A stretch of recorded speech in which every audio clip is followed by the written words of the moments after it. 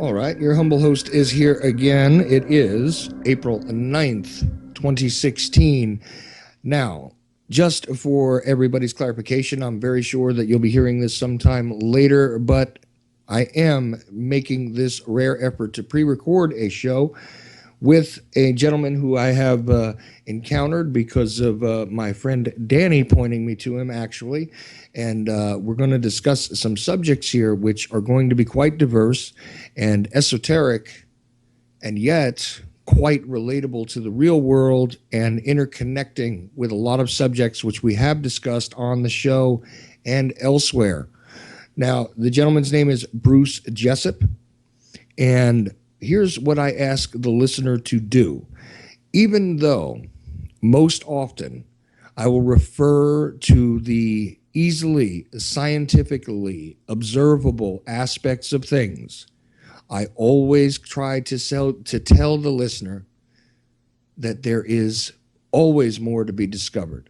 There is always more to the story. And I think Mr. Jessop is going to prove that today. So, how are you, sir?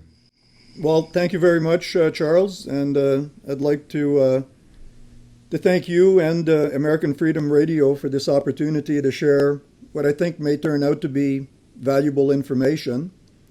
Um, this data and information may be significant to some, perhaps old news to others, and it may even be perceived as insane. But in any case, here we go. Uh, Well, yeah. a lot of subjects come off that way, and I'm very glad that we're going to do this. Let's begin in the most basic sense. Now, quite honestly, this conversation was kind of provoked because of the discussion of how people were mind controlled and targeted that occurred on my show, and I believe that's what you heard, and you said to the producer and the owner of American Freedom Radio that that subject could be taken much further, and that you had a great deal of information to add to the discussion that was had on the show, and that's basically where the story begins, but it is certainly not where it's going to end today. Yep, that's correct. Your show was very informative, and I felt that I could perhaps share some more information in a different setting or structure, if you wish.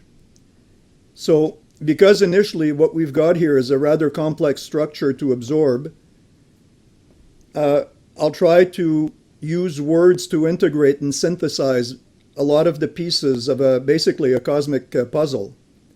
And hopefully, by the end of this allotted time, we can present a clear picture and a structure. So I thought that perhaps how we could begin this or start this is just reflect on these questions. Do people think and feel things are normal here on Earth? Okay? Because when we look, we can say, well, there's endless wars. It's been on forever. It never changes. Costumes change, weaponry changes, but it just seems to go on and on and on. You've got slavery, you've got famines, you've got global and personal hardships. There's corruption in government, education, which is basically engaged strictly in the becoming process rather than pointing towards beingness. Taxation, religious conflicts. I mean, you can go on and on. Medical field, endless promises of cures and research, and really nothing really ever changes. Now, what's fascinating about that to me is, and I interject here because these are very key questions. Why are they key questions to me? I'm going to tell you personally, is that I had the hope as a child that mankind, as they increase their knowledge, as we increase our ability to access technology, as we became more interconnected in one way or another, we would settle, we would evolve away from things like structure, from things like systems of domination, And it appears as though no matter what level of technology we reach, no matter what level of enlightenment is available to our species, it is completely counterintuitive to the behavior that is observable. There is no decrease in murder. There is no decrease in rape. There is no decrease in warfare. There is no decrease in tyranny in all various forms. In fact, as the technology, which I had hoped emotionally would free us as a species, and the knowledge level, it should be rising. It is not. The technology is being used. I mean, we all know that technology and any of these advancements, alleged advancements, should be, well, without an agenda. So it is up to us to utilize these things in a positive or a negative way, but we don't seem to be evolving, in a sense, away from our baser instincts. In fact, it seems to be increasing, becoming more perverse and diverse as time goes on, and that's what the way I see it, unfortunately. And yeah, Yeah, I was just going to say, and that's the way it actually is. yeah. Well, and you might say that my worldview might have something to do with that, but I've got to say that I try and take this as objectively as possible and observe the trends which are emerging. And it's been an interesting time period between the 1970s when I was born and now we sit here, past into the next century, more than a decade and a half. And the technological advancements, the medical advancements, everything that should be here, there is no reason for us to not be striving for a more peaceful, pleasant, and in fact, simply comfortable way of life for everyone on the planet. And yet that has not come to pass at all. In fact, we've gone in the opposite direction. And it's not meant to be, Charles. And we're going to see why it's not meant to be. And all of what you just said right now and what I alluded to before, it all points to maintaining the populace in duality. It's like dangling a carrot and you can never reach it. Right?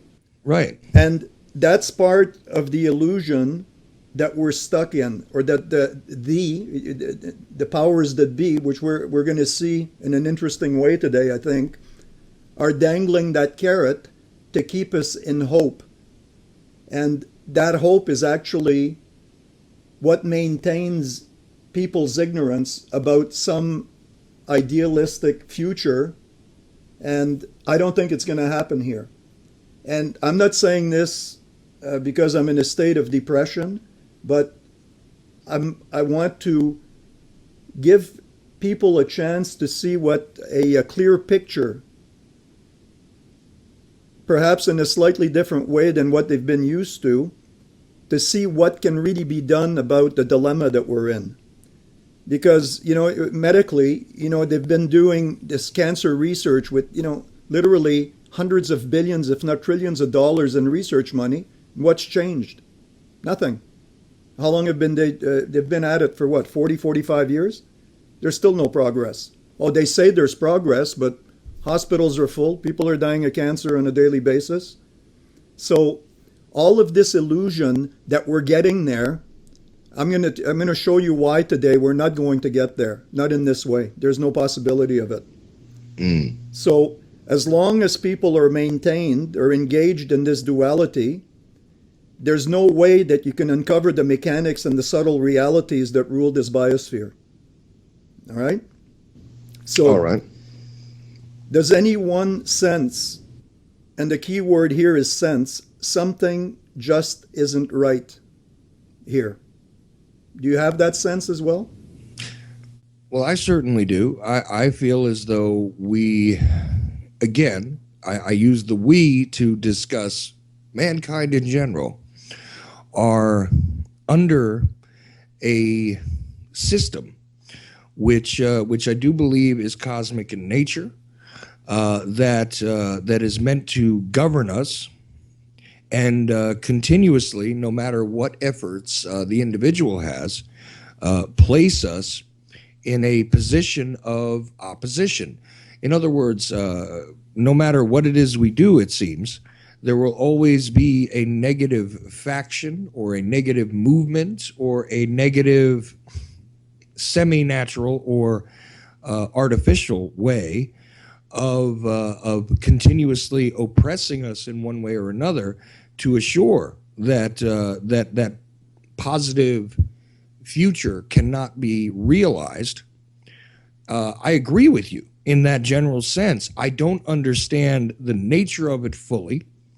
People place blame on other people. People place blame on the changing environment.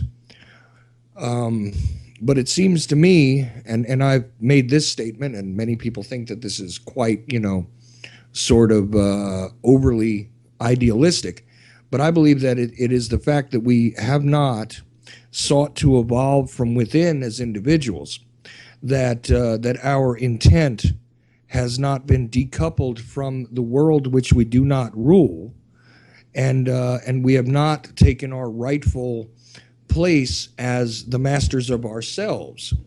And it seems to me as though the negative things which we have continued to contribute to, whether knowingly or unknowingly, come to fruition in the physical realm. But that is virtually as far as I can make the logic work. I'm at a loss to explain the nature of that oppression, the nature of that governing factor that seems to limit progress at all times. Okay. Well, let's see if we can pull the curtain back and peek in there. Excellent. Another question I'd have, and when I referred the question to you, obviously it's to the entire listenership. Is it normal that a human lifespan that we take to be our identity should last from anywhere from days to perhaps 60, 70, 80, maybe 90 years? Does that feel normal? Well, it feels as though it is normal given the conditions that we see here. Is it completely natural if it were not being controlled in some way? No, I don't think so. I think actually we should be capable of a much longer lifespan. But given the conditions, no, that does seem about right. But if we were able to change the conditions and human beings were not being bombarded with as much as they are at this point on this planet, then I would say that unchecked, we should be living a lot longer. All right. Well, I think as we continue our dialogue here, we're going to take it at some point into looking into what is really a human being. All right. But then I have one more question I'd like to formulate. Again, for the listenership, and perhaps you can respond as you've been doing to this question. Do you believe that there's an infinite universe out there, and the key word being out there? Well, I see that there are infinite possibilities. I'm talking physical. I'm talking physical universe. Oh yeah, but that's the thing. Physical universe. See, that to me needs to be defined as well, because that which is physical is also that which can be imagined to me as well. It seems to me as though when one places enough energy into nearly anything, over time, that often comes to fruition.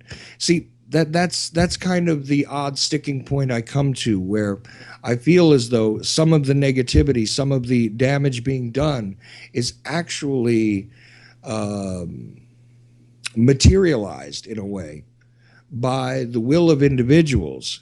And I believe that that is a provable thing, that if there is enough effort to bring something about, based on individuals feeding it in a psychological and emotional way, often those things will come to pass. So therefore, to me, there is limitless possibilities. Now, the infinite universe, I do feel as though we are at this point in time somehow segregated from it. And this sounds almost like I'm speaking out of both sides of my mouth, right? But I believe that both things are true. I believe that there's an infinite amount of possibility. There is the idea that that space, time, and many other things are limitless, but we are sort of closed off from that at this time as a species. Very interesting that you should use the words closed off. Okay, and we'll get to that in a minute. Just before we get into the nitty gritty of it, I wanted to talk about how I at one time had hoped that there could be some sort of an awakening in something that's very obvious, which is the subject matter of chemtrails. And the purpose of mentioning that is not to get into that specifically, because there are people that have researched it and are far more capable of the detail of that that I'm able to.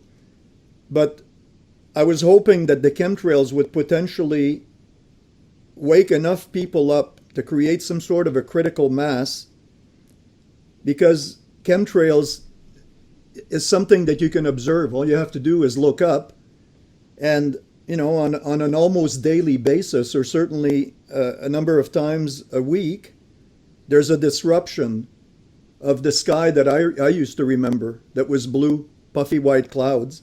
And now it's become just a sick mixture of a light blue with a grayish film that seems to permeate the sky practically on a permanent basis. And something struck me about when I first became aware of chemtrails about well over a dozen years ago. I'd say probably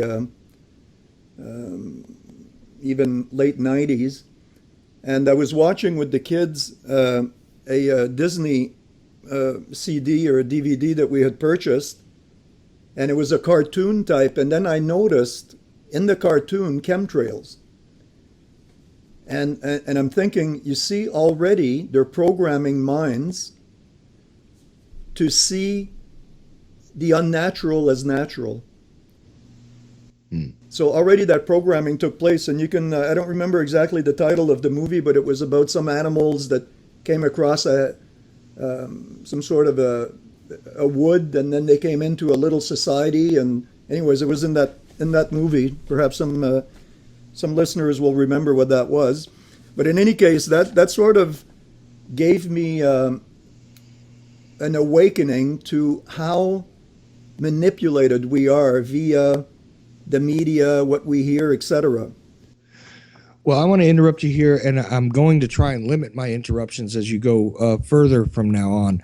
But I want you to know that your discussion about chemtrails is almost word for word. I mean, I know you've listened to a couple of my shows, but I'm going to tell you it's almost word for word exactly what I've said about them, that, all we have to do is get people to look up and to recognize. And you literally used most of the terms which I have been using for years, trying to explain, discuss, and in fact, sort of alarm people in a gentle way about what is going on over their heads. I find it fascinating also that you mentioned this cartoon which had the chemtrails in it, because I have also almost word for word on a separate subject, it tried to explain that there is a normalization process which is utilized in media all the time, but not only in media, in pop culture, in various ways.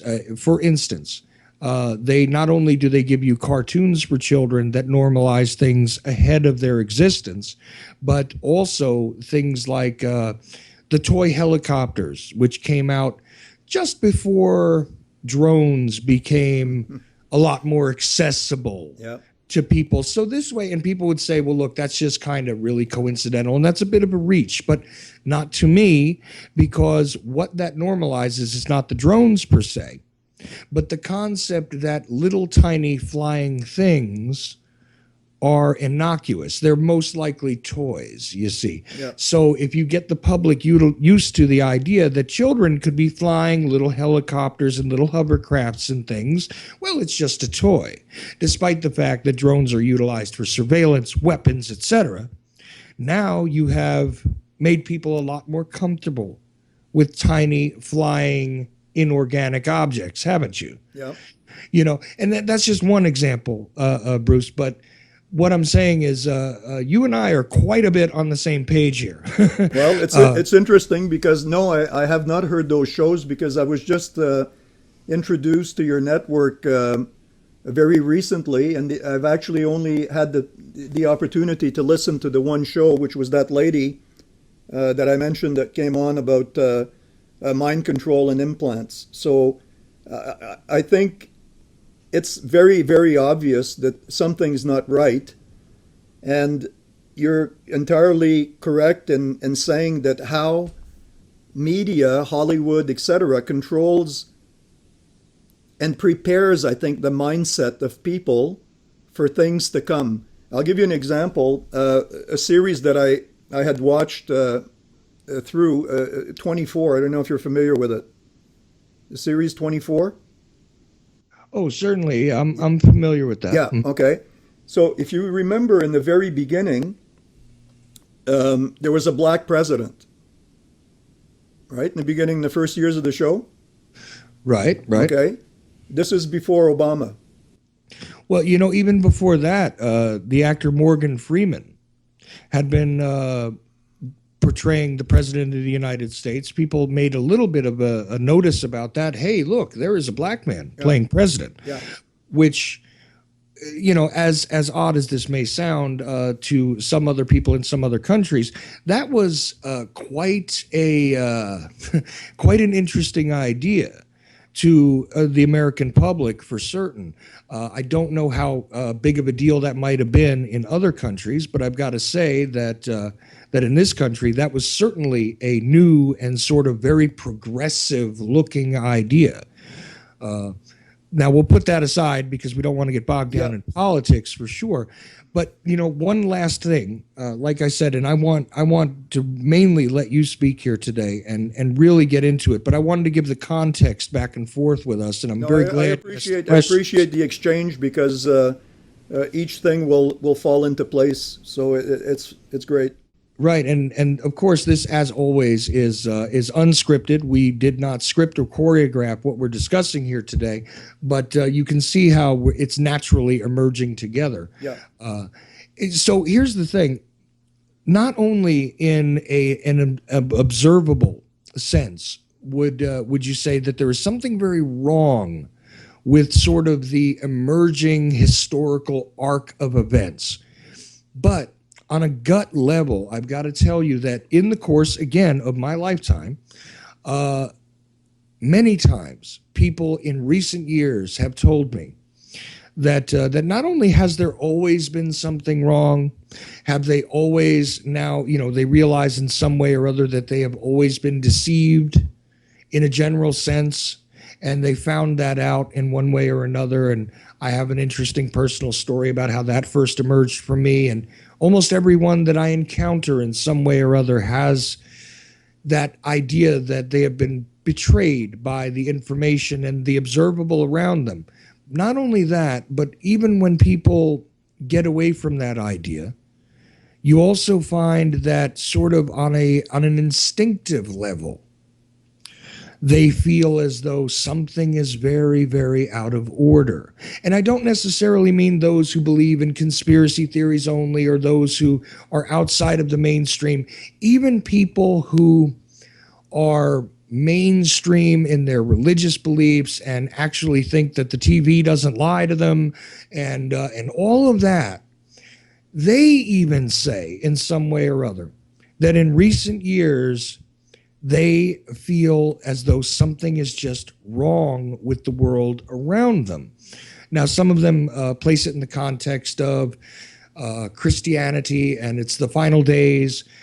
Some of them place it into a more quote unquote new age kind of way, and they see a shift which is going to be transitional in nature. Things are about to change because there is a pressure. There is something which is emerging now as you and I speak, Bruce. And you can find that across the board, no matter what their true level of awareness is in the world around them. It seems as though even on a gut level, people are becoming aware at this point that something is, well, amiss. Yeah, and I agree with you, and I sense it more strongly now than ever before. And I've been around for a while. I'm almost 68 years old now, and things seem to be increasing in a type of pressure. And I think that part of what we're going to get into as we continue will give a rather interesting perspective as to what may actually be going on. Just to finish on 24, I just wanted to mention that later in the show, in the years, in the episodes, later episodes, that then a woman president was introduced, which is interesting as Hillary Clinton's going into it. But anyways, this it was just a comment I wanted to finish, and it connects with what you mentioned. It's almost as if we're living out a script on behalf of these script writers. And they introduce it via television, which is very popular, radio, etc. And as far as conspiracy theories go, it's interesting that conspiracy is about 50% right in the sense that it's a conspiracy, but it's not a theory. Yes. Thank you. Yeah. That is where the objectionable vocabulary comes in. The concept that it's a theory. Truth is that human nature in and of itself is that we are collaborative. We do work together. And the meaning of the word conspiracy, despite the other connotations that have been ascribed to it, is merely, from the Latin meaning to breathe together. So it is a collaborative word, and it is human nature to collaborate. Truthfully, the idea of a lone wolf, as they like to call it, in behavior, when you're looking at difficult things or terrible things that happen, is an anomaly beyond belief. So the truth is, no matter what, there is in our own nature the fact that we work together. This is what we do. So no matter what the goal is. And truthfully, it is also a legal term, which does say that more than one person was working toward a particular end. Generally speaking, in a criminal sense, how many criminals, commit their crimes wholly by themselves? Most people do not. They generally work with someone in some way, and that, by definition, is a conspiracy. Period. Yeah. Even if you get together and decide that you're going to approach with some friends to get something as simple as a stop sign changed in your town, in a literal sense, you have now entered into a conspiracy with others to effect a change. And this is a very innocuous thing, obviously, I'm talking about, but one could say that in its purest form, that's what a conspiracy is. And it's quite natural. So I dismiss that term as benign anyway. To say that it is theory means to undermine it. Yeah. And they mean to say that you have no evidence to back it. See, if you only have a theory, you can have a theory about anything, and you don't necessarily have to prove it. You just have to sort of relate it to reality in some way or other, and you can make a theory about anything. So therefore, they're saying that it is a work of the imagination by utilizing the word theory. Now, I consider myself more of a conspiracy analyst because I do not theorize so much. Unless I have gaps in information, I may theorize how they are connected, and then I search to see if there is a feasible way that they are connected. But truthfully, individuals who discuss this most of the time are not theorists in any way, shape, or form. They are merely analyzing existing evidence, and well, some people do it better than others. That's all there is to it. So I that's how I break down that term, and I'm willing to bet that you're not going to disagree with anything I just said. No, I find it a very convenient way of negating a potential truth. And that is the short answer on it. Yep. But I think that's precisely correct, sir. All Yes. right. So let's move into let's conspire to move into the nitty gritty of this. Ah, yes, because it does just take two or more people, Well- and since you and I are collaborating to do so, we are now engaged in a conspiracy. All right. Ah, there you go. Yeah, We're it engaged should- in a conspiracy to pull that curtain back and enlighten people to some things they may not have considered. All right. Well, here we go. So I think it should be an interesting ride now. Okay. We've set it up fairly well. So before we get into it more deeply, I'd like to make a statement and just request the listeners to reserve an opinion or reactions they'll have to the following until the end of our discussion. What if I said that the Earth we're living on is an enclosed, electromagnetically controlled biosphere? Sort of the end of the line, so to speak. And that there is no out there, no universe, as we've been trained and brainwashed into believing. I'm going to use some terms here for the listeners that some of them may be familiar with. I'm sure there are synonyms to these words, but for the sake of trying to clarify a picture, we can use these terms. Astral plane frequency. We can say it's a frequency that is outside the normal range or capacity of human perception on Earth. Mm-hmm. The other one I would like to use is causal plane, which is yet a finer or subtler frequency than the astral. And finally, the causal is manifest creation out of, let's use the term source. So in source comes an initial vibration. That vibration has been expressed in various ways. You've probably heard the term, the word in the beginning was the word. Right. Yeah. In other traditions, it's been spoken of as a primordial sound. Some Eastern traditions refer to it as Om. Without this primordial active frequency sound, there's no manifest creation possible. It's the foundation of all material worlds, from the subtlest to the end of the line, which is Earth. And Earth is the grossest field or lowest frequency. It can't get denser or more opaque than what we live in now. Otherwise, it's complete stagnation. So what I'm sharing with you is not book knowledge, but it's a repeated direct experience that's given me a clear blueprint of creation, both manifest and unmanifest. Now, we have to keep in mind that within the source is the causal, and that envelops the astral, in which the Earth biosphere is presently residing in. That's my sort of general blueprint of it. And the Earth biosphere is a select area of the astral, and you could say that it's suspended and rests in the astral. And I think one of the ways that when I've spoken with several people to try and illustrate and imagine how this could be, let's say that we're in an enormous hall, which is representative of the astral plane. And in a certain section of this hall, there's a very, very large aquarium. That would be our Earth biosphere.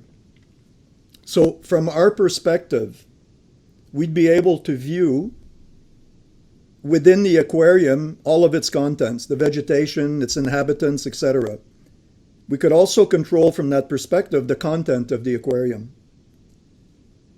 This is where the human as in human being story begins as we know it presently. So, basically we're stuck in a biosphere that's controlled from outside of our dimension, our physical dimension. And I know that a lot of people have laughed at the concept of a flat Earth theory, and I don't negate it in any way, because the representation of what I've seen is in some ways similar to that. And we are enclosed with an electromagnetic dome. We're enclosed within that. So I just wanted to set up a type of structure because, as you may or may not know, I was a co-producer of a documentary film called Fast Walkers, where we got into UFOs. And as I dug in deeper and deeper, I spoke to a lot of military people, science advisors, the presidents of the United States, and I got a lot of interesting information off the record. And I wasn't able to include that in the initial production, but it engaged me in another direction, because I realized that UFOs don't come from out there. They don't come from what we appear to look into as the universe. It's actually the end of the line, because even if we came out of the aquarium, you'd end up in an inner dimension. So there is no universe as such. I've coined it, for the sake of understanding, the innerverse. So going into space doesn't really happen in the way that people think it happens. You're actually going into inner space, into subtler realms. But outside the aquarium, there is no out there. It's a complete brainwash direction that keep people in what you might call the becoming process, the attaining process, because you can never reach it. Isn't it strange that after, what has it been now, since 1970, 45 years, 46 years, that they've never gone back to the moon? I guess they probably dismantled the studio that they created that in. I don't believe that they've been to the moon in the way that we think they've been. There is a moon, but it's an entry point, just as the sun is, into the inner world, the astral plane. And I would take it a step further, and I viewed this, you could call it remote viewing, but I think it's a little more than a remote viewing, because I learned this technique over 45 years ago through some Indian texts, and practiced it and had a facility to go into the inner world and see the structure of the universe and how it manifests from the unmanifest right up to the physical plane. And basically what I'm telling you is what I would consider to be first-hand knowledge. It's not book knowledge. It's what I've viewed and I've seen. And I can tell you that from the perspective of viewing it from outside the aquarium, that there are a number of other types of aquariums or biospheres spread around our planet Earth, our biosphere Earth, if you wish. And there are various types of humanoids in these other ones. So I had some really good friends in Holland, Ronald and Suzanne. And Ronald is an intuitive, as Suzanne is, but he has a certain perception where he's taken UFO film footage and he's actually able to peel with a program that he uses to peel, and you can actually see beings inside the UFOs. It's not as clear as a studio portrait, but clear enough that you can definitely distinguish various forms. So a UFO doesn't come from a universe or solar system. It comes from the innerverse. And he actually had an experience of a UFO that was perhaps 10 meters above his head. That's like maybe 30 feet, somewhere in there. And Right. he saw it as a plasma field. But when it gained the frequency at which we're operating in our biosphere, it turned metallic. Right. Well, in a very shorthand way, it appears to me, based on my observations, that when we are discussing these concepts of aliens and what was earlier described by mankind as the demonic or supernatural, all of this is related in that it is much less an interstellar operation and more of an interdimensional operation. Yeah, exactly. In other words, there are many things which, in this very same space, in fact, seem to exist, but because they are at a different frequency, they are not necessarily readily perceivable by you or I utilizing our senses in the most conventional way. So simply because you cannot see it in that space, or you cannot see that it is occupying the very same space that you are, does not mean that it doesn't. It simply means that you can pass things like electricity across a physical object, and yet both of them do exist simultaneously. I'm using that as an example, mind you. That's a good example. But it does not mean that one or the other does not exist, because the electricity may travel far away from the generator and along a wire, and it is not something that you see necessarily happening all the time, but it is. So in a way, it is energy being transferred without you being able to see it most of the time. And I think that that is an oversimplification of what is happening here. And it seems to me as though a lot of times when people talk about demons or talk about, other species masquerading as men, or even alien visitation, what they're actually seeing is a conjunction of the different frequencies coming together. Simply because you tune a radio station to a particular place does not mean that you can't receive more than one broadcast on that particular frequency. So it does happen, and I think some of it may be intentional, some of it may be unintentional, that these things become observable. But clearly, to me, there is a whole lot more going on in the space right before your and my very eyes than our eyes perceive at all times. What do you think of that?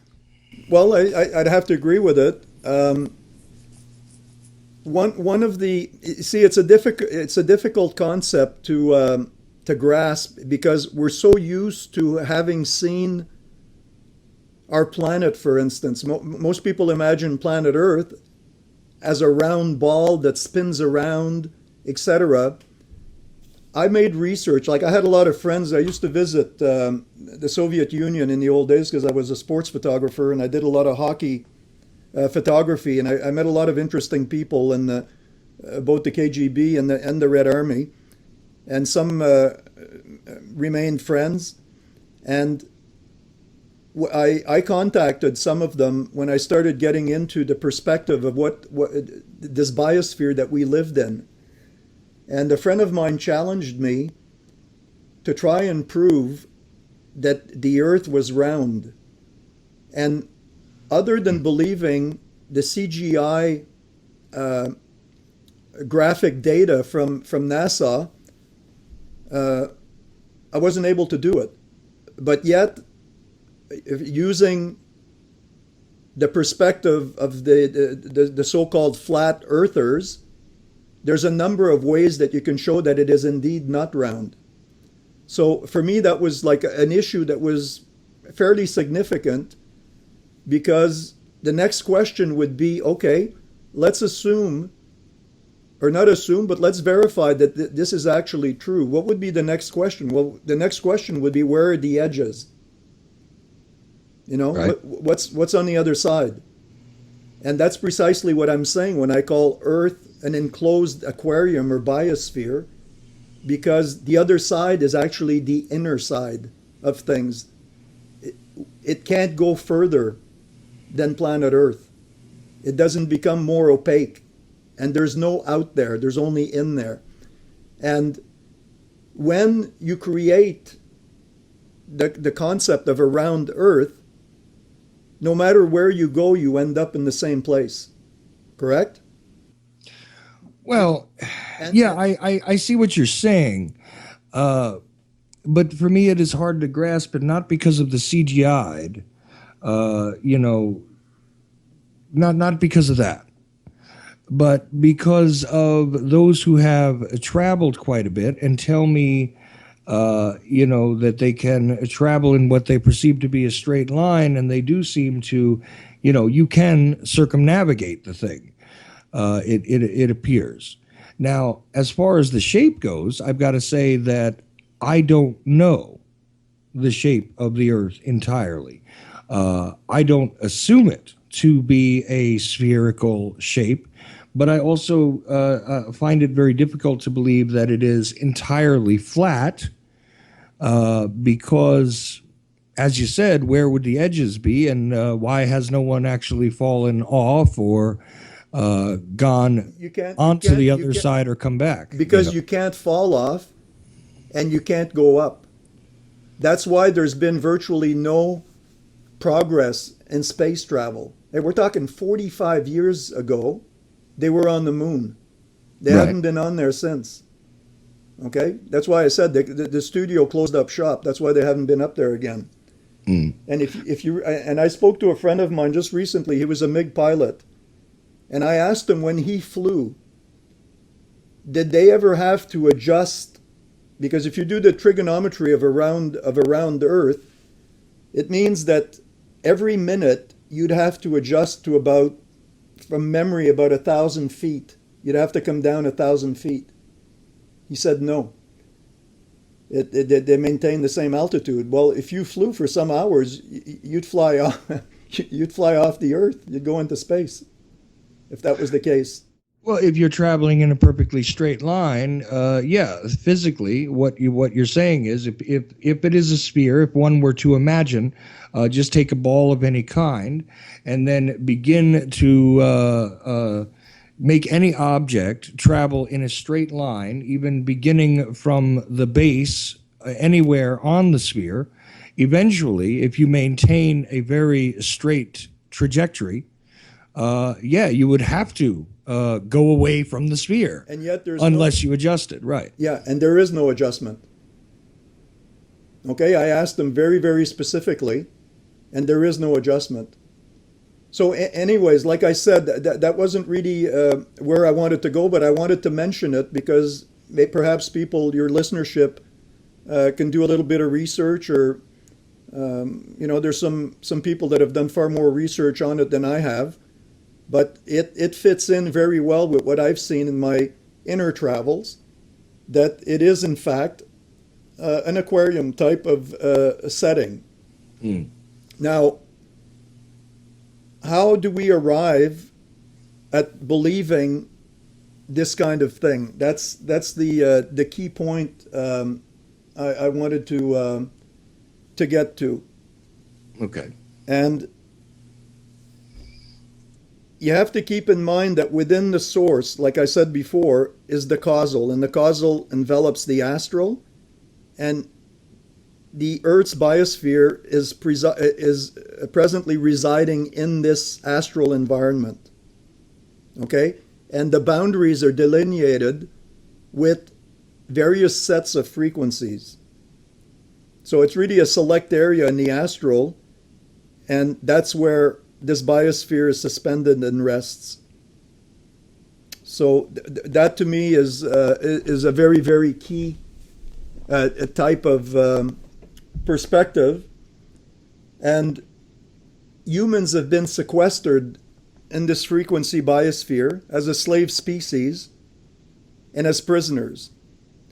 Because when I look into human history and I observe today what's going on in the world, now we may be living in the heaven part of this prison. In the United States, a lot of people have some hardships, but certainly not like a lot of the 50 plus countries I've traveled to.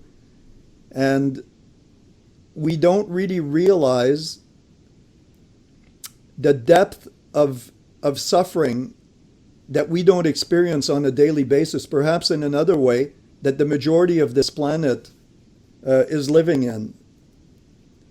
And as prisoners of this planet, you have to ask, how is it that we become tricked into believing that everything is okay? Do you remember when we started the show, I asked the question, despite all of these things, medical, chemtrails, all of these circumstances, how is it that we can't get out of this mindset? And the reason we can't get out of this mindset is that, I'm going to give you another perspective to introduce what I'm hoping will be the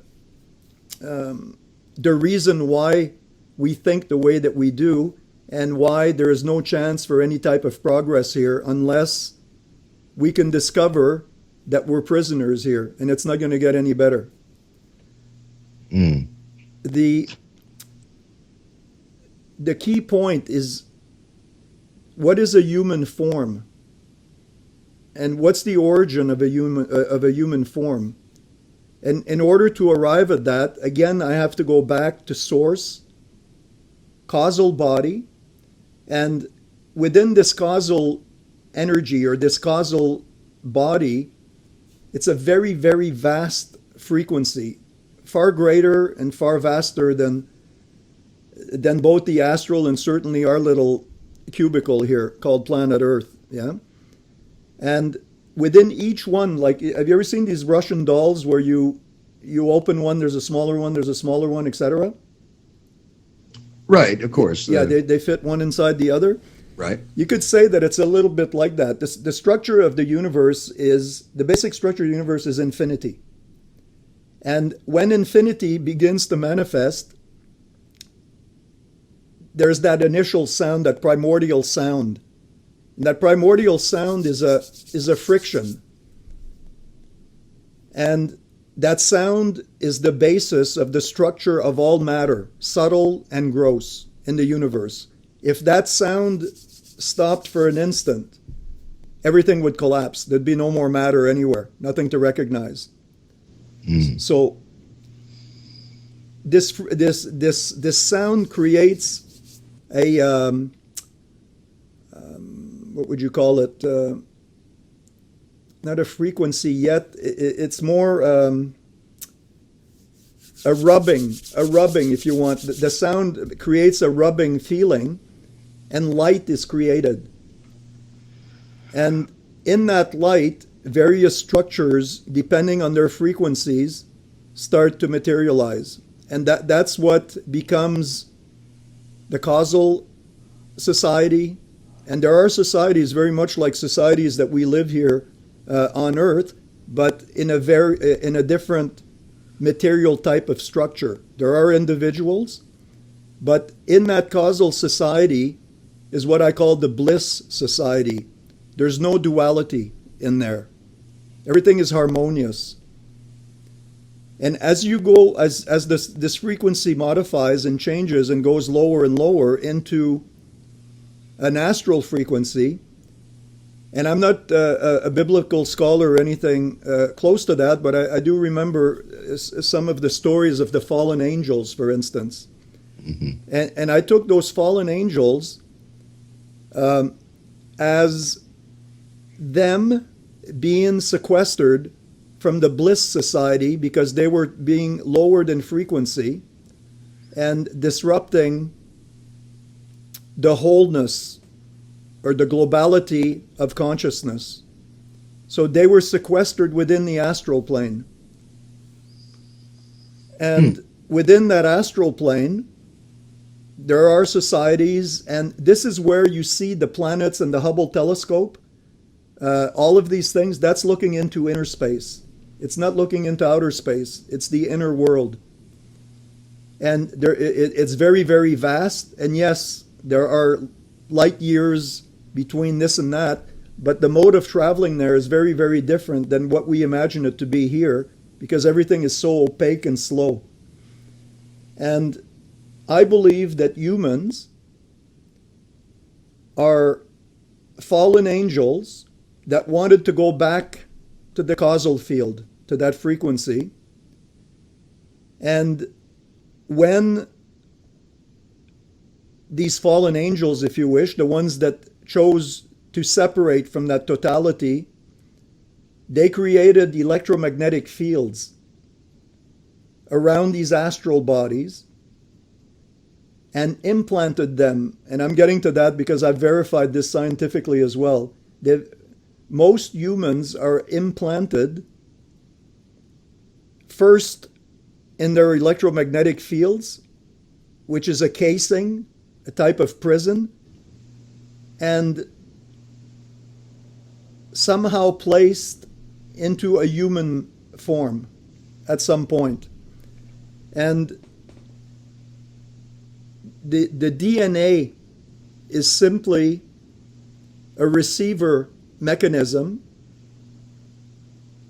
that receives from the electromagnetic prison that we're encased in prior to the physical form with a master implant.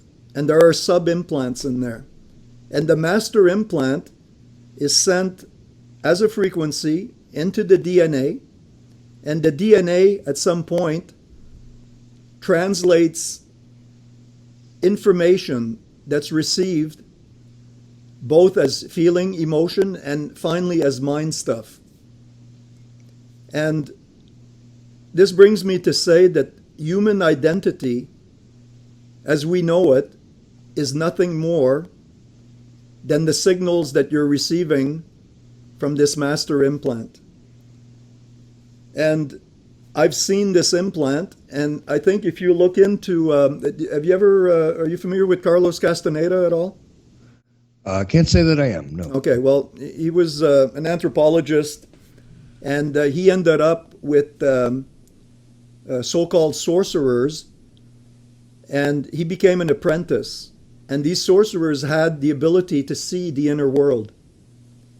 And they talked about this implant, this master implant, which I've seen personally, but you can view it only from the inner world. But I have a device that I use here that was created by a very, very brilliant person in England. His name is Victor Sims, and he works with his partner Sharon, and he has a very, very clear perception of the blueprint of creation.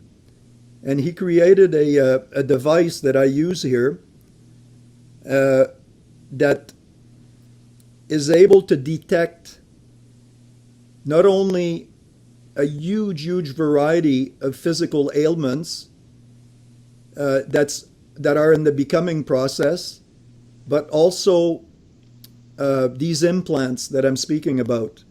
And I've had a lot of success treating people that have had some psychological difficulties or emotional problems by applying this device that neutralizes and starts to peel away some of these implants. Electromagnetic field implants, not the physical implants that we hear about, the chips, which are also that also exist, but I believe that those are probably more of a military agenda. Although some of them could be, but I'm not sure on this. So it could be from the electromagnetic field, and somehow they take on a physical form at some point. But these implants are very, very, very real. And the key point here is the master implant.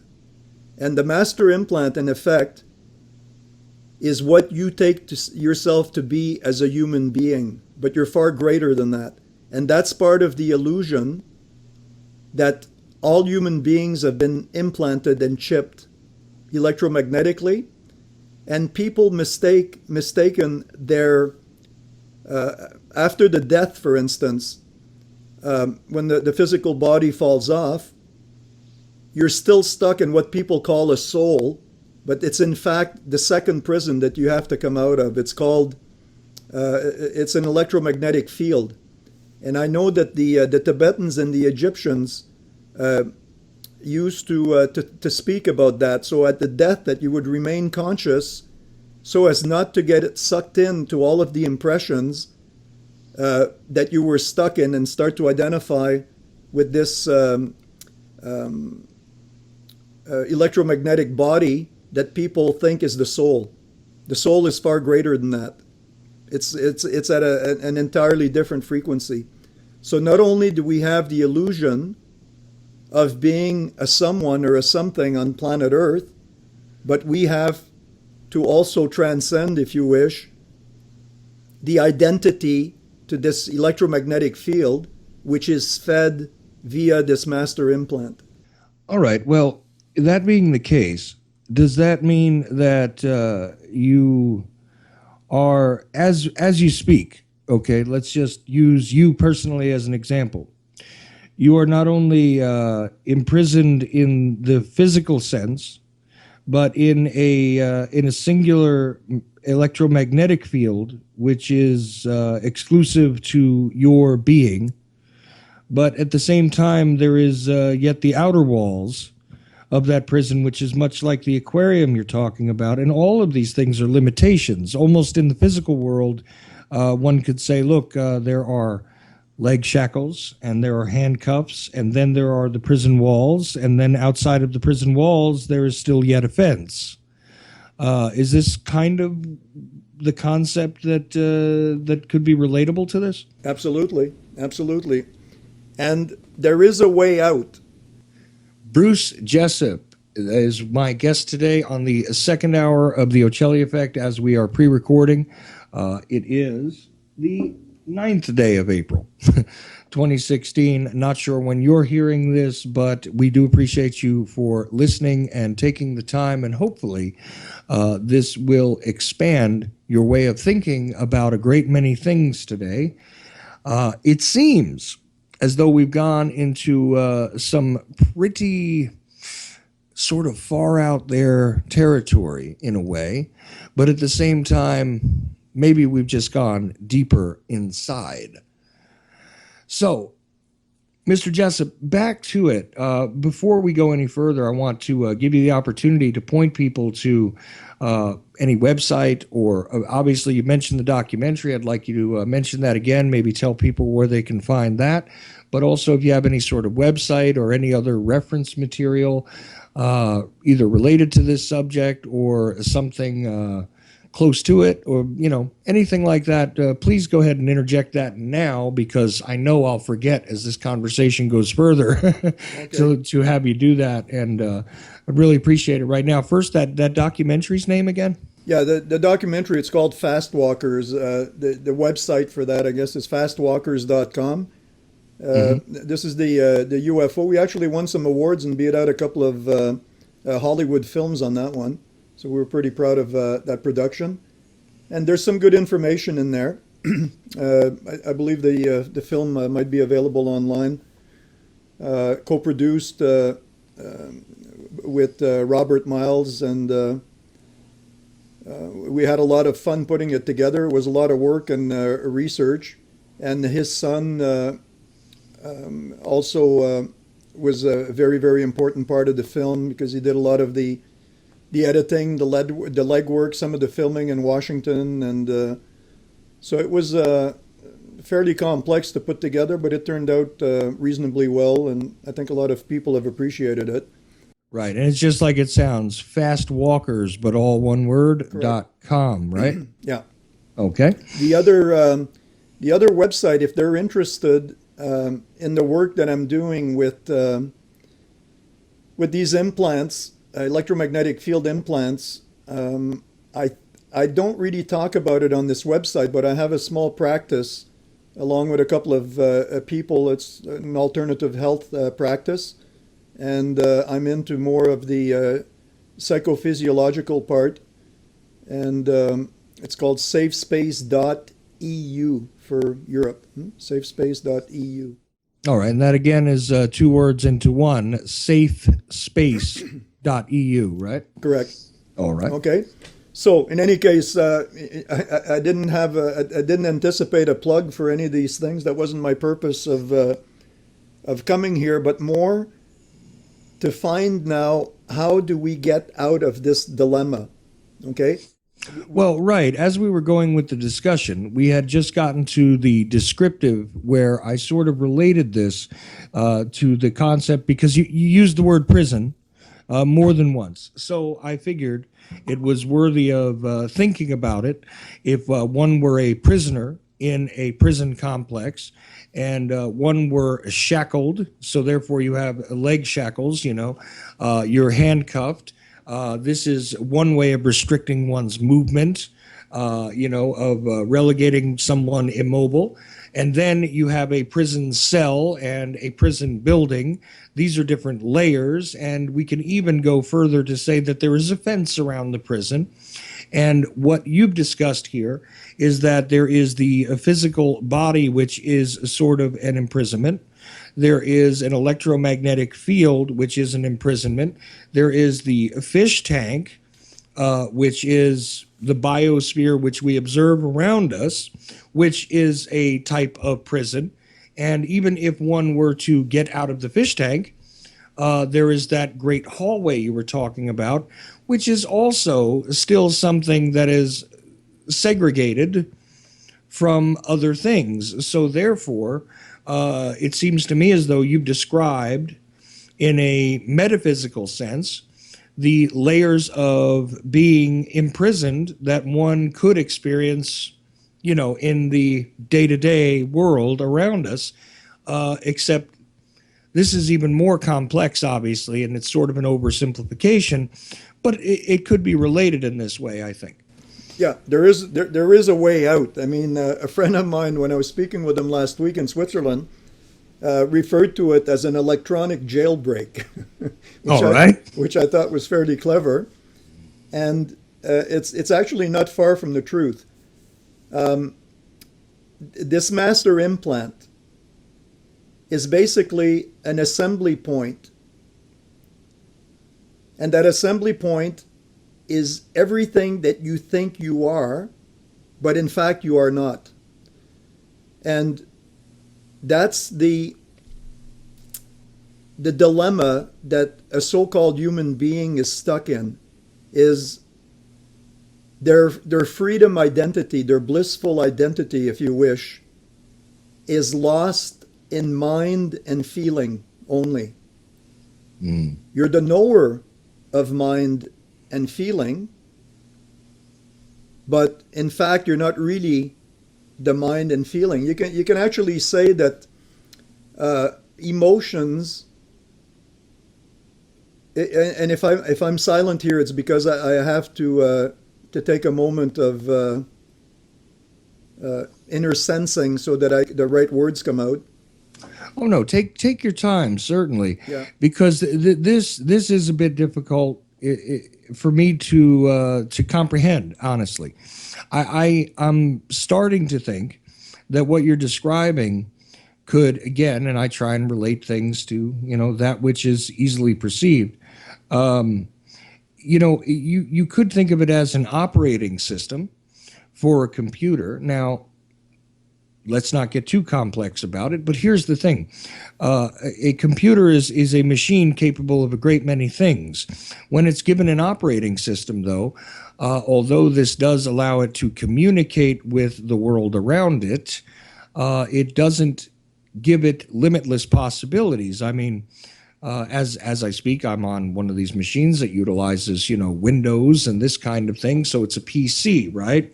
But this machine cannot even begin to speak to an Apple machine because of their operating systems. The hardware is not necessarily different and actually could probably do a great many other things if a different operating system were introduced.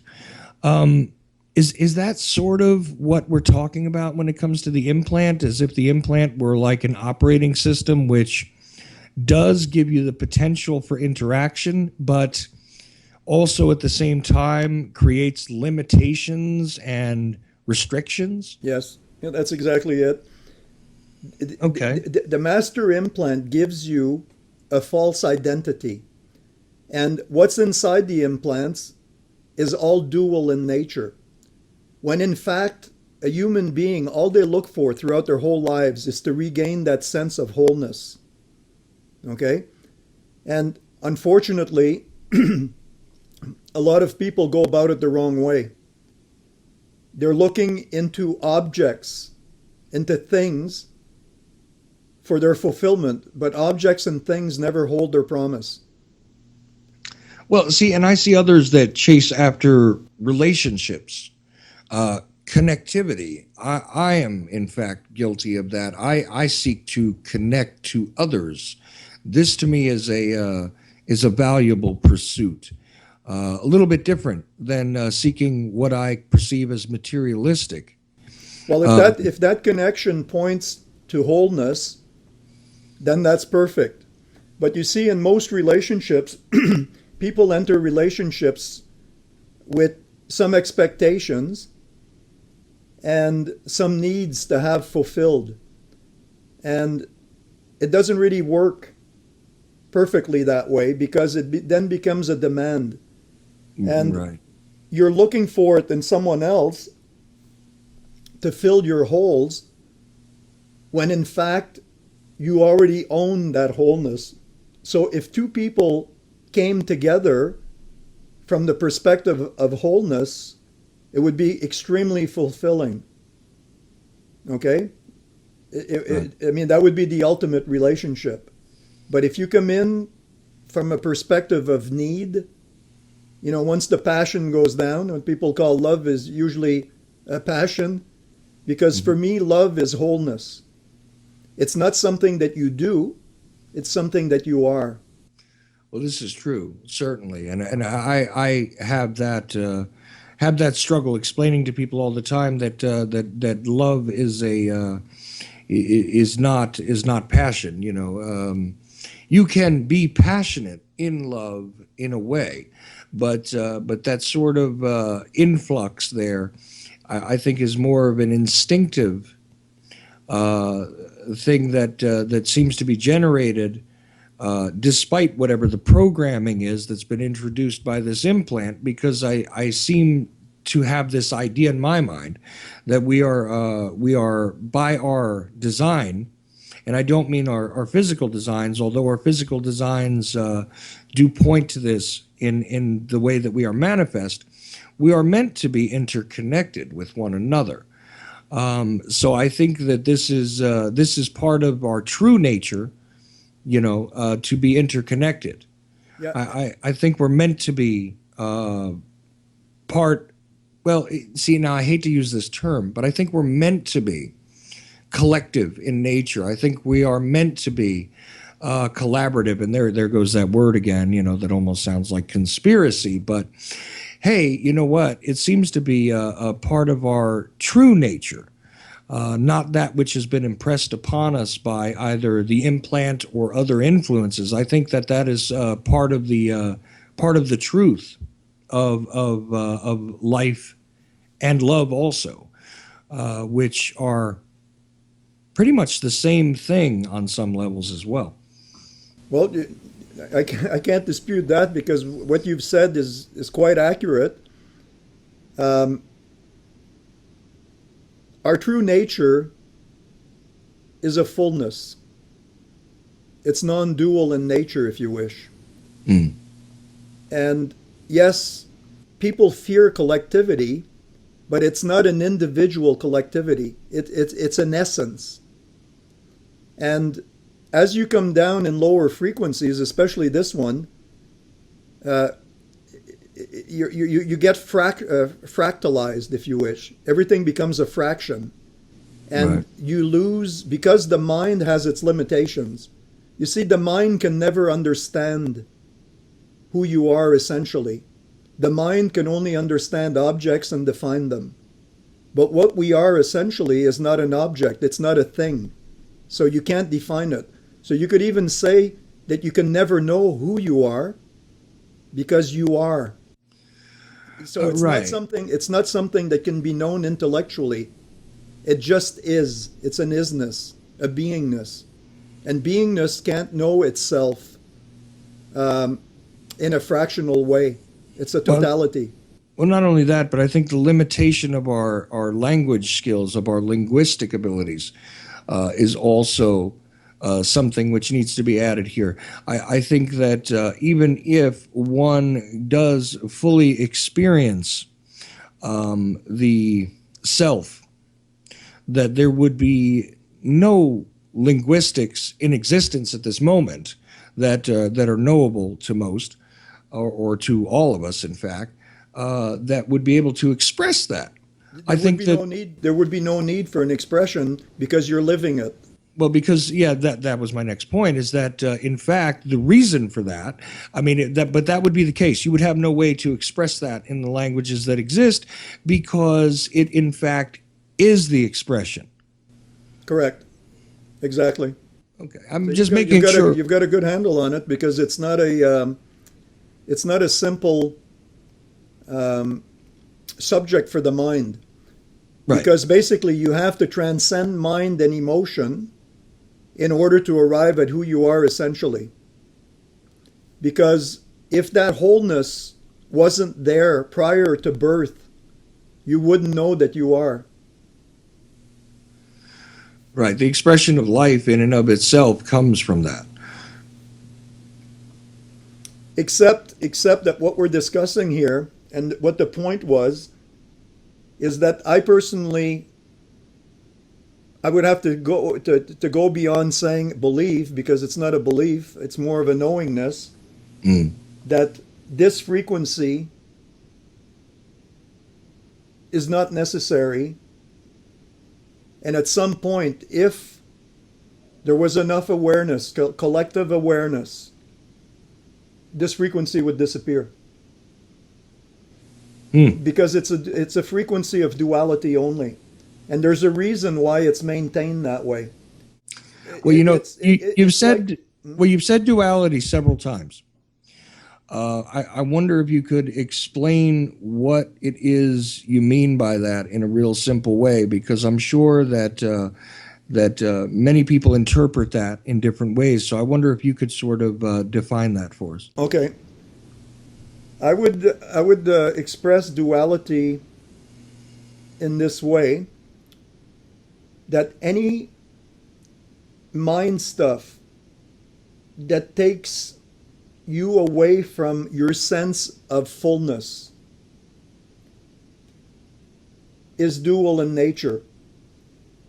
So, in other words, mind is what fractionalizes totality because it analyzes, it describes, it can coexist with beingness for practical purposes. But knowing your wholeness is independent of mind and emotion. Okay, so since you are occupied with mind and emotion, and you are also seeming to have one foot in wholeness or the fullness of that, this is what you mean by duality. You're kind of straddling the two ways of expression, in a sense. You see, relativity exists within totality.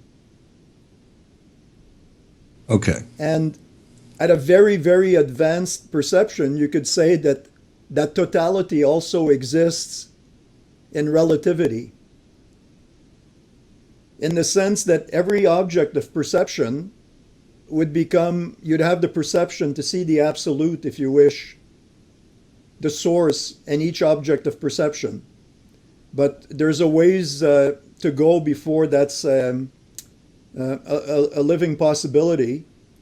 And I think the way out, in a very gross sense, is that until you realize that something is not right here, that it doesn't make sense, and you're always driven to the exterior, always driven in a becoming process. And until the attention is reversed from projection to injection, there's no chance that this world can change. And that's why I introduced some of the obvious things in the very beginning, that first question, when we looked at what's wrong with education, chemtrails, sickness, old age. None of that stuff makes sense. You can say, yeah, well, that's life. Sure, it's life here, but I know life other than that.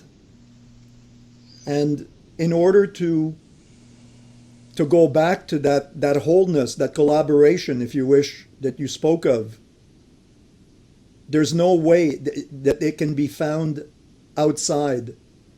And everything here in this prison planet is geared to maintain the attention and duality into a striving that you can never catch, and to promises that never keep their promises. So ultimately what I'm suggesting is that there's a way out. And that way out is back in. Because out does not exist. It's an illusion. It's been created that way because as long as there's an out there, that's where people's minds are gonna remain, in a very cosmic sense, and also in a practical sense. If you look at how people live, we're always trying to regain our totality, that sense of fulfillment, that sense of happiness or joy. Yeah. Right. And there's a big difference between joy and pleasure. Pleasure is conditional on something. Joy is the expression of your own self. And that's what I meant in engaging in relationships where it's only pleasure. If it's only pleasure, it never holds its promise. And then you'll move on to the next object or subject. Right. So that's why I approached in I think a practical sense, that once you see that something here is just not right, that this will be the beginning of the quest. But other than that, if you think everything is normal and it is as it is, well, what can I say? But I think there are enough people out there, as we spoke in the beginning of your show, that people are sensing something's not right, something's missing. What is it? And it's not nothing material. It's not that you need a bigger house or you need more cars or more money. In some cases, yes. But the nature of the illusion of this planet, the controllers of this planet, the royalties, the governments, they're the wardens of this planet. And I'd always wondered for a long time in these secret societies how they could make plans for hundreds and hundreds of years ahead of time and go with the agenda. And I sensed inside that part of the reason for that was that as they maintain the suffering and duality structure of this biosphere, in exchange for that, they get the perks. They've got the riches and like the ski resorts and the boats and whatever to maintain the prison. So they act basically, for me, royalties and these so-called Illuminatis and controllers of the planet, to me, are the wardens. They're the wardens of the prison. Well, more accurately, they would be the trustees. Or trustees, yeah. Because what happens here, they're here as well. They're not immune. But have you ever asked, I'm sorry to interrupt you, have you ever asked the question of what is it that makes them take that role on as a trustee or a warden? And what Oh, I came up with yeah. is that Mhm.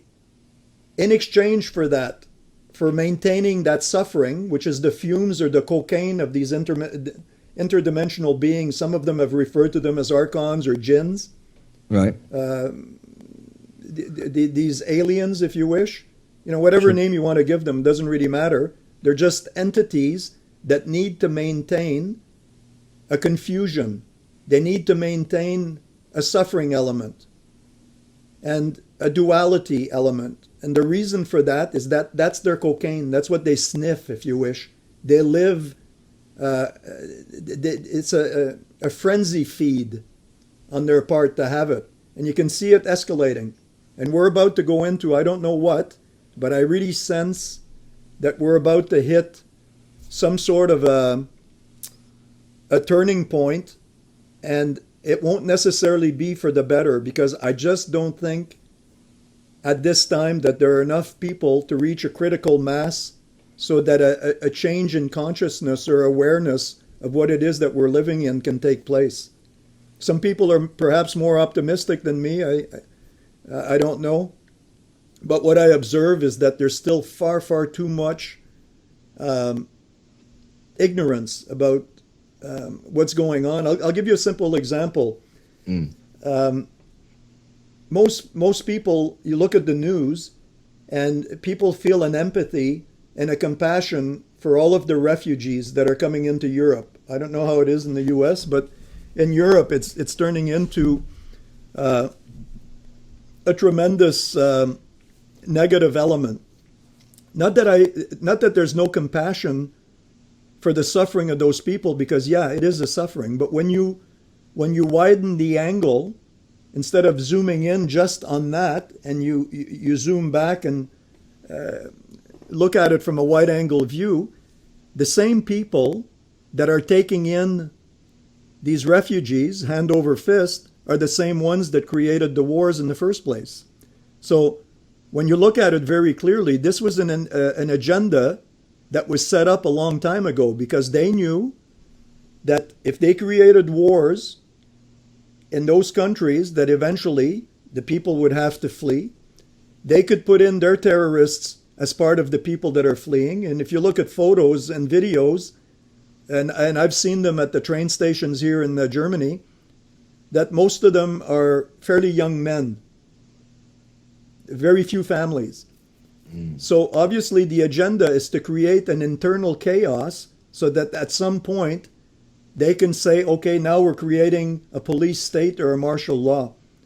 And this is happening very, very quickly. Well, right. It's like describing the purpose of the Hegelian dialectic is simply to continuously add to the pressure and to create the misery and the bloodshed and the pain on one level or another, which I was having this conversation with someone very early this morning, actually, about how, sometimes what they will do is fatten up the cattle in a spiritual sense, occasionally propping up groups of people, whether it's on a smaller level or on a massive scale, in one way or another, for the purposes of having them be destroyed, so that they can express this suffering, and this is literally the nourishment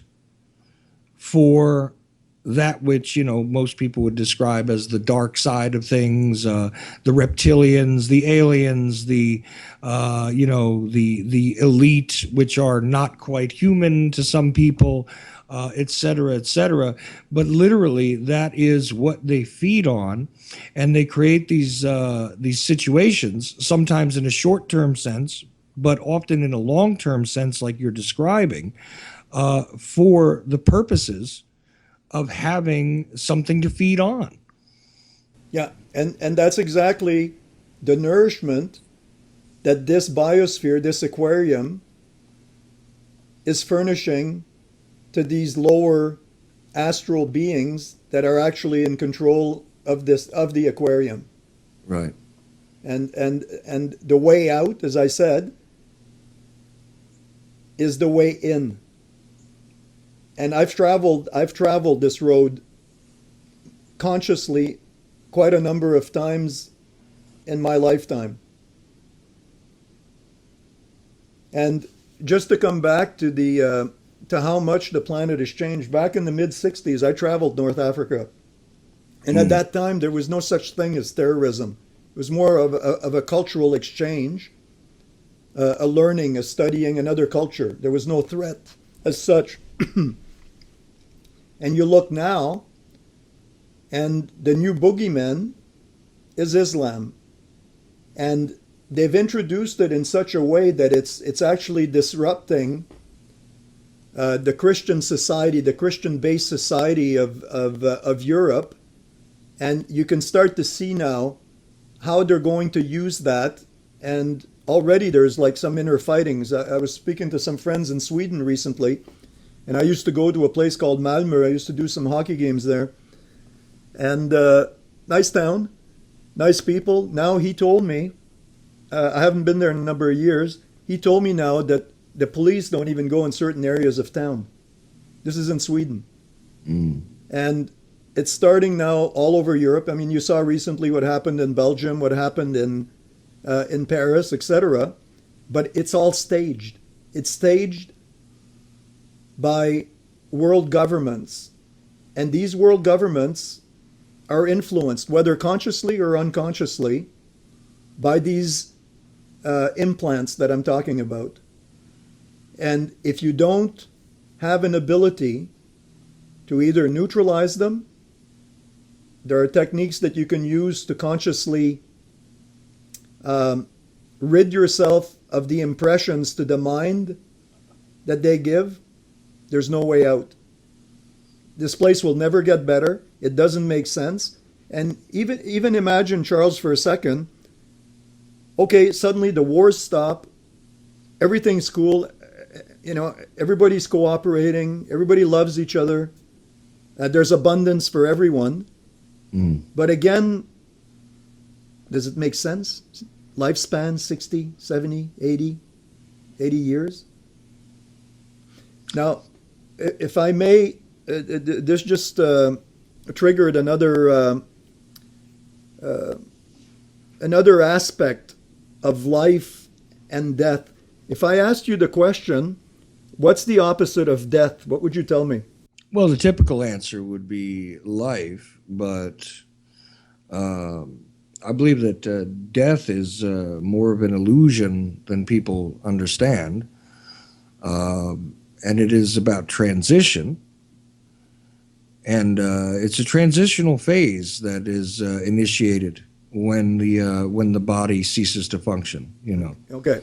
Well, if you looked at it, I would say that the opposite of death is not life, but actually birth.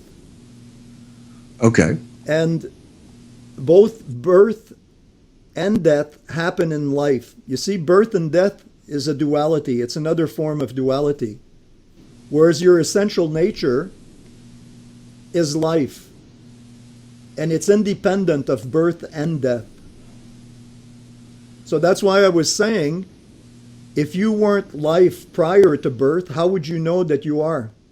Well, right. This to me is a temporary state that we are in, which people would describe as being born, living, and then dying.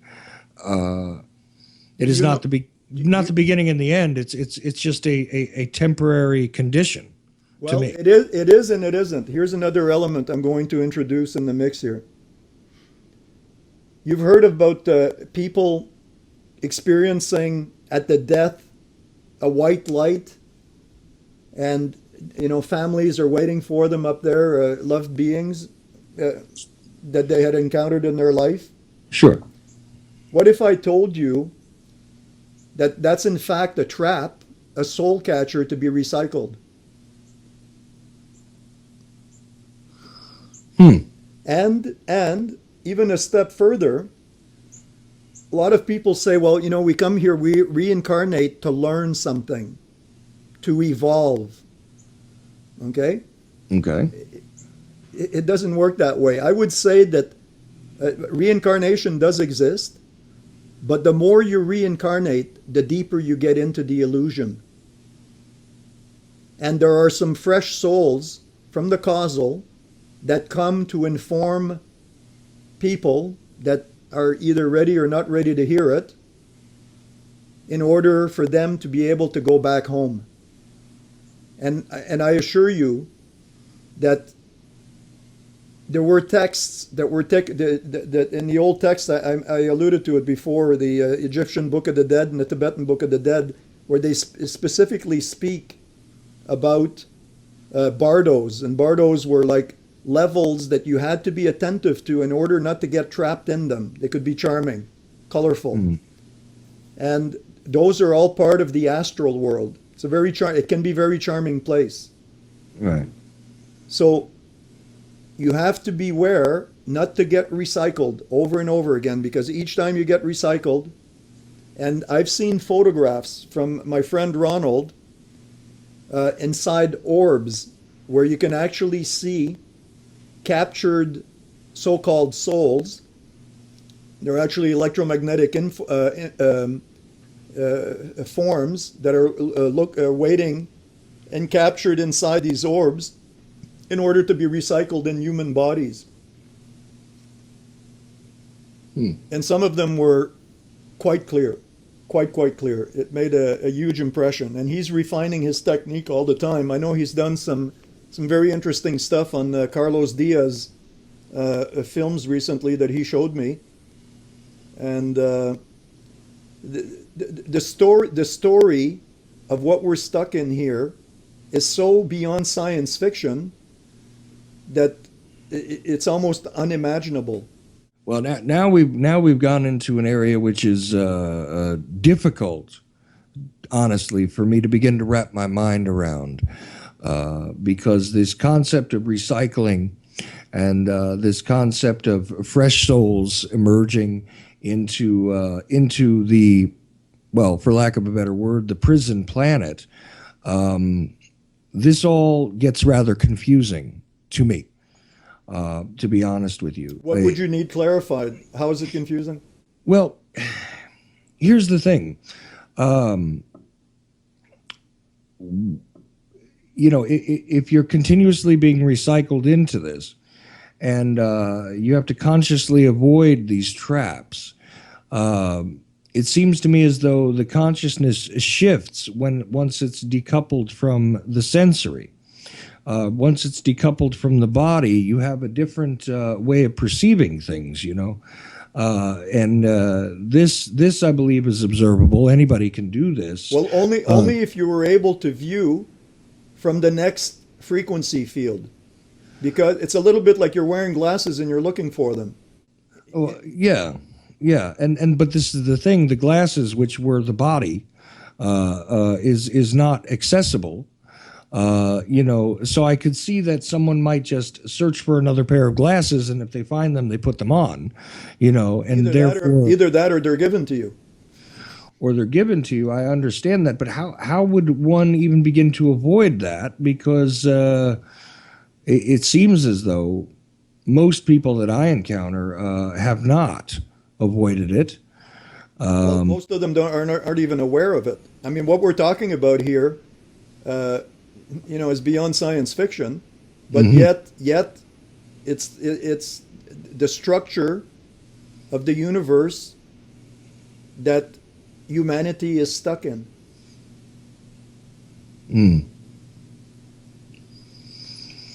Well, aside from avoiding those traps, which would be rather alluring because there is a bit of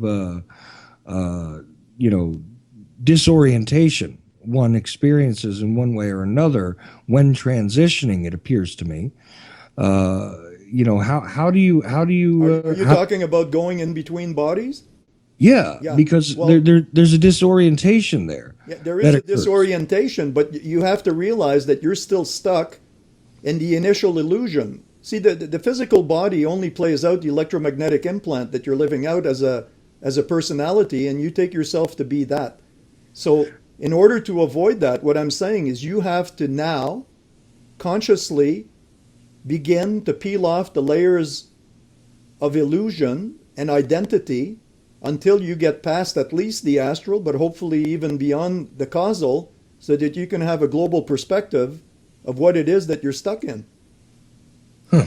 Because otherwise, if only you'll say, okay, well, when I die, I go to heaven, I go to hell, it's just going to be recycled, unless you have had the experience of that totality.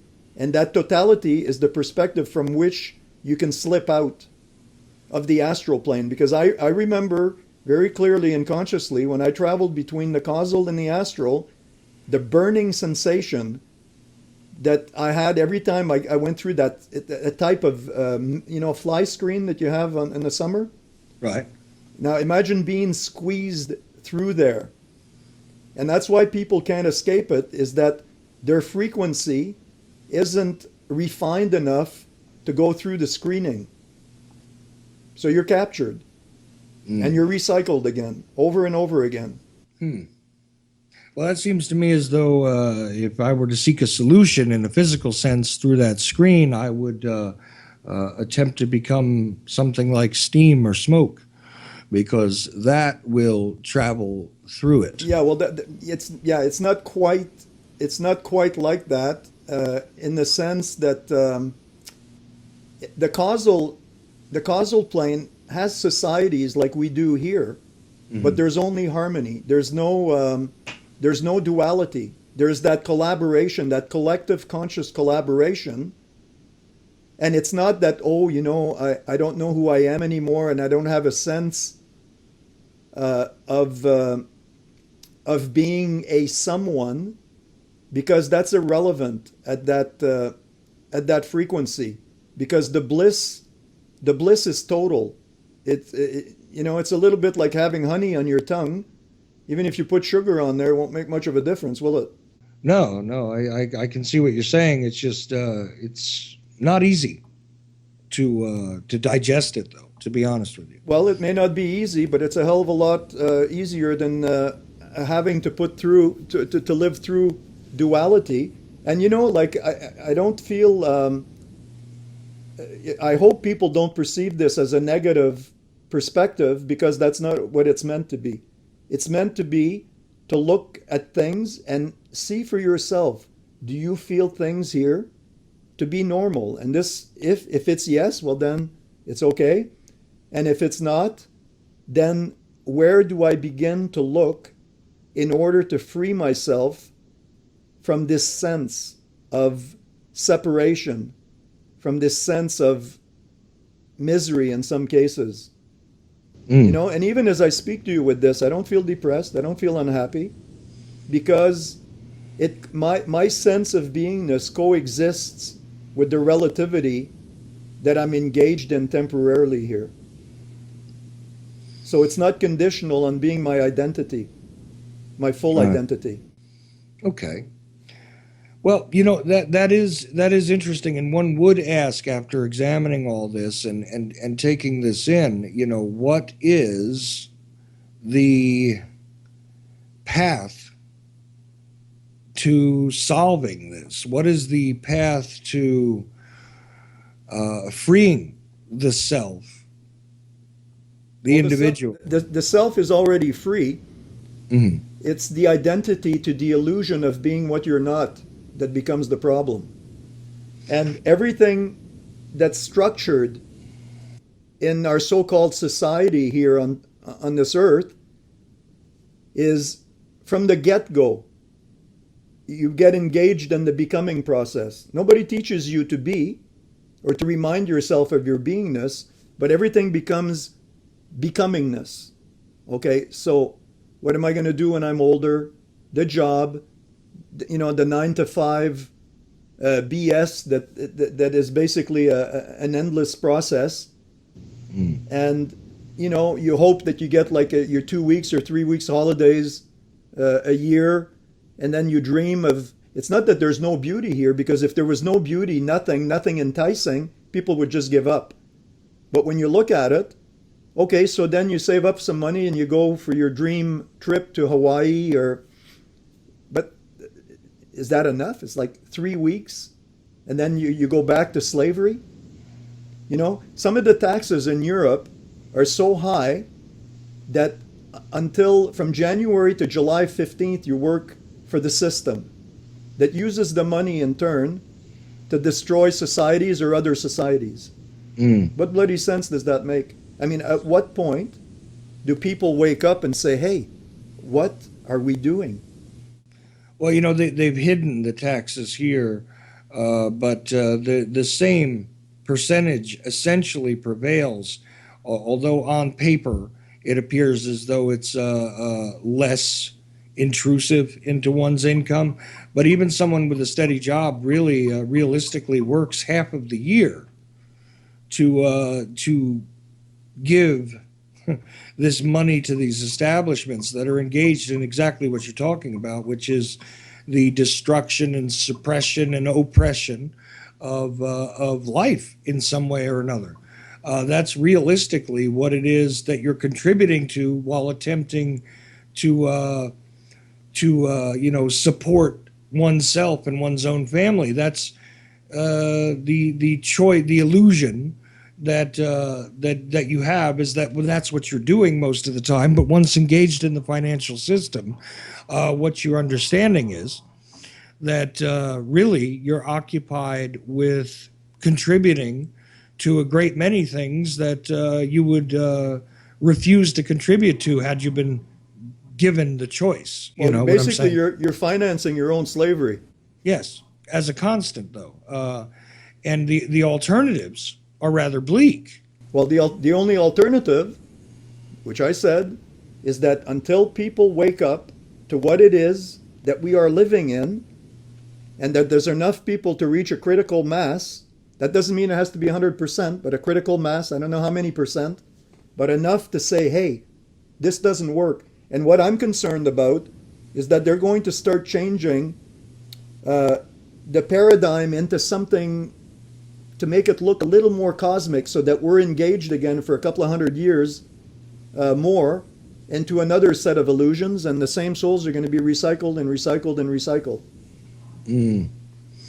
No, I have that concern as well that as people become more aware, more than awake, but as they become more aware of the details of what I do consider slavery as well, when people become more aware of it, what they will do is seek to mask it better, seek to obfuscate the reality a bit.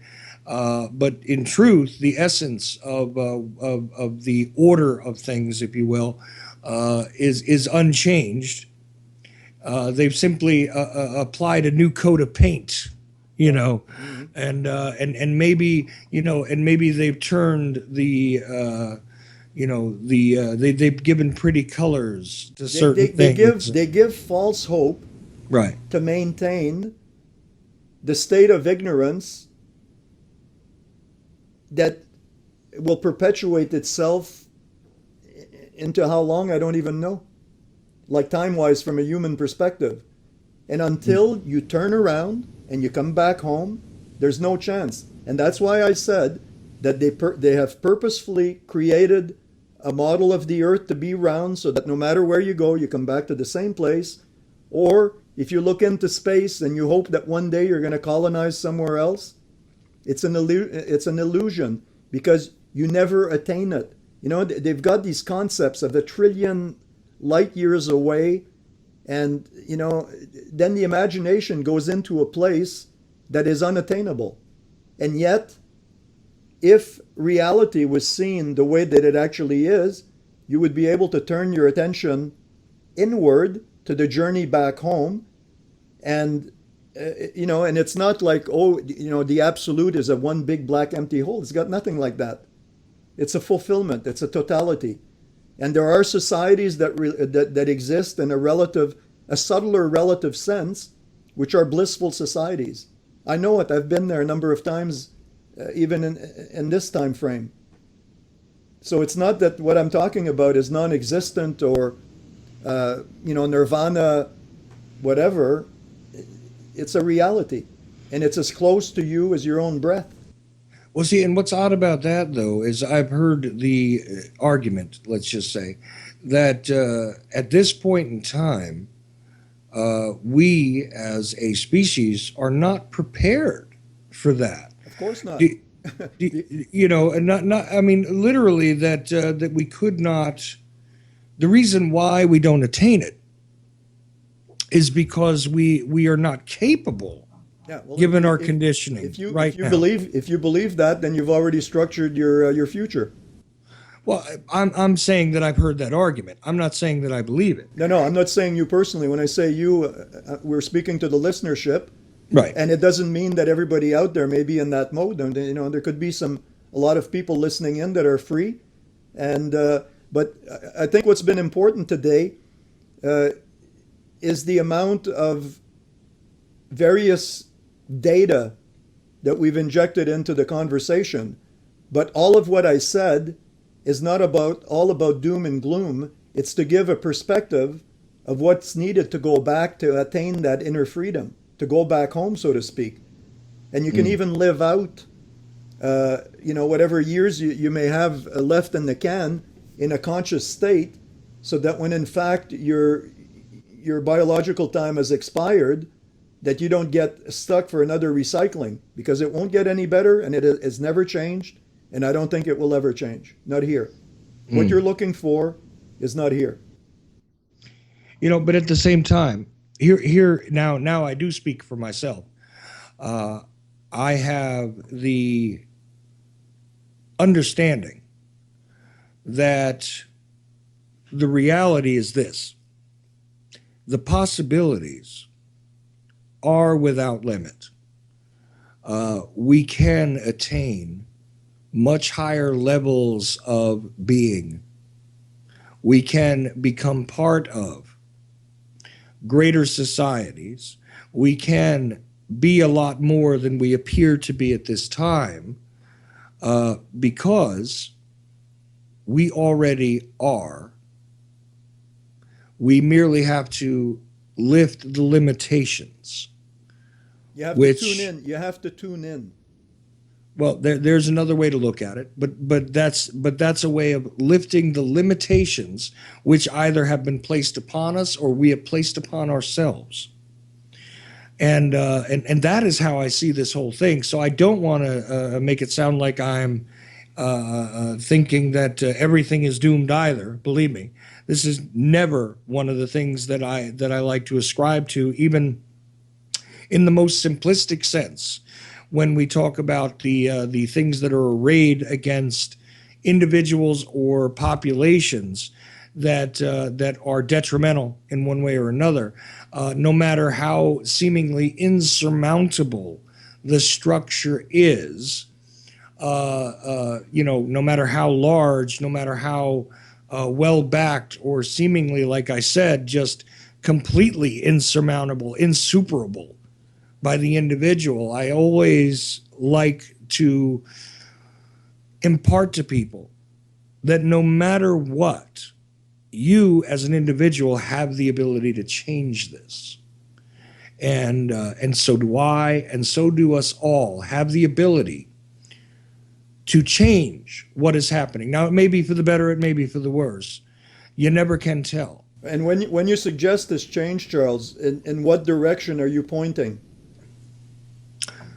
Well, my hope is that I am pointing in a direction that will allow all of us to embrace the freedom which we already have, and to begin to actually enjoy that, if you will.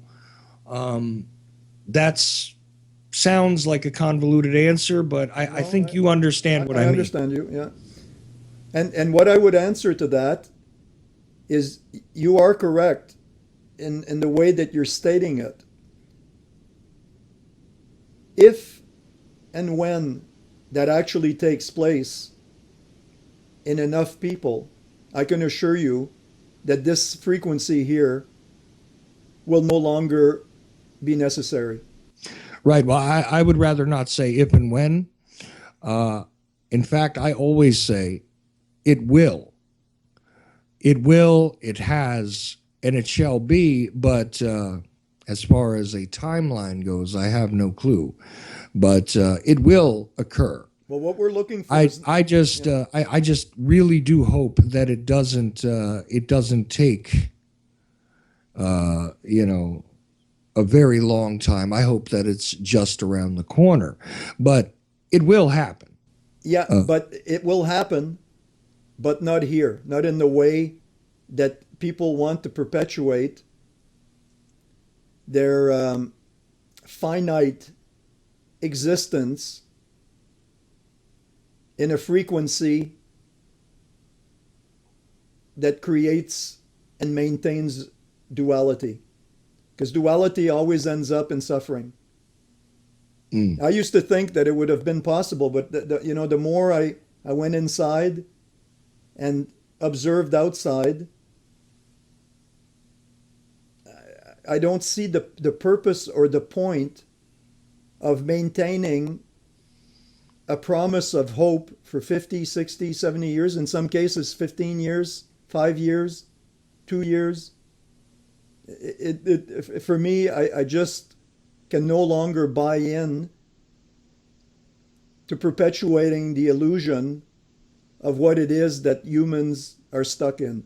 And that was part of the purpose um, of me coming on here today, if for nothing more than redirecting the attention in an opposite direction of where people are going. mm. Because the longer you maintain that direction, it's endless. You had the Romans, you had the Huns, you had World War One, World War Two, economic wars. When does it get better? And people have talked. Oh no, there were yugas. The Hindus used to speak about Sat Yuga. Sat Yuga doesn't exist on planet Earth. Sat Yuga is the causal plane. Mm. Yeah, I think this is the misinterpretation with a lot of these ancient texts, where they describe certain things that exist that people say that there is no evidence for, or there is no possibility that it occurred in the way that it's described. I think that sometimes what is missed is that it may not necessarily be a description of something that occurred on this particular plane, and I've always found that the various spiritual disciplines, the various spiritual dogmatic systems, all of them, in fact, contain elements of the truth in one way or another. And I think that that is one of those things that is often missed when people say, well, it's impossible for someone to have lived hundreds of years. It's impossible for someone to have traveled this way, that way, the third way. How do you speak to a burning bush, et cetera, et cetera? I think if you simply go through the exercise in your mind of understanding that it didn't necessarily have to have occurred on this particular frequency. Yeah, and I think when you say it that way, uh, I support your perception on that 100%. And people have to realize that it's not that you do. You see, you live simultaneously all of these levels. You are an absolute body now. You are a causal body now. You are an astral body now. You are a physical form now. It's not that you let go of one so that later you go into another. They live simultaneously. But the key is, where are you viewing it from? Are you viewing it strictly from the physical, where you're stuck in your everyday reality is survival? That's the projection of your implant into a physical form. If you're viewing it from the causal, then you have a little bit more of a chance, because you're seeing that the lower reality no longer binds you, so you can coexist. Preferably, if you're viewing it consciously from the perspective of source or totality, then everything coexists in a harmonious way, despite the fact that you're here. But that doesn't prevent you from being blind to the ignorance. and not acting on it. Well, we are just about out of time for what would be the 2-hour show. But I do want to give you like a couple of minutes here to sort of give people a parting thought about what we've discussed today, and I really appreciate you taking the time to go through this. And I hope I didn't tax you too much with some of my simplistic questions. No, there was nothing simplistic. I really appreciated your feedback and your intelligence in understanding what can be a little bit complex until you become a little more familiar with the vocabularies, if you wish. So I thank you for having supported me through these 2 very pleasant hours, and hopefully this can help someone that's sensing that something's not right or they're looking for a direction, and to send them back home. So I really thank you for this opportunity. It meant a lot to me because it was something that I wanted to share somewhere, and I know that your network has got a lot of top quality people, and you're certainly one of the ones that I've met where I could call a top quality individual. So thank you again. Well, I do appreciate that, and I want to thank you guys for taking the time to listen, and hopefully you have considered, at the very least, something new today, because no matter what, and I've discovered this over time, no matter what I believe I know, and let's remove the word belief, as Mr. Jessop did describe several times and instruct us to do, let's remove the word belief. As I know, okay, I need to start using that word when I actually know something. When I know that the possibilities are there, when I know that there is something far beyond that which is observable easily, I need to embrace that. And I hope that you listening will at the very least make the effort to do the same, because I think that's the first step in not repeating the cycle. And once again, Bruce Jessop, who did produce a movie called Fast Talkers, excuse me, right? Fast walkers. Fast Walkers. I got lost there for a second. Fast Walkers, yeah. One word, and you can find that at fastwalkers.com, and also the other .com, which you or excuse me, the .eu page that you mentioned. Yeah, safespace.eu. Yeah, we probably space. Yeah, safespace.eu, but we probably did Fast Walkers, and we were fast talkers as well today, so it fits. And a lot of information here. And once again, thank you for taking the time to go through this with us. And well, we'll be back another day to continue, hopefully giving you many other things to consider. And who knows, maybe after we get some feedback from this show, Mr. Jessop will return and answer your questions, which I do always encourage you guys to send to me. You can reach me on Skype. Many of you know how to do that. If you don't want to do that, I'm also the radio show group on Facebook, or at Occheli.com. You can leave messages there, feedback, and I'm very sure that if we have a considerable amount of feedback from this show, that Mr. Jessop would be happy to return and answer those questions and queries that you would pose. So feel free to do so, because I think the more that we enlighten others and the more that we seek enlightenment for ourselves, which I do believe is part of the same process, the better chances we will have to not continue the cycles which we all are perceiving are just not quite right.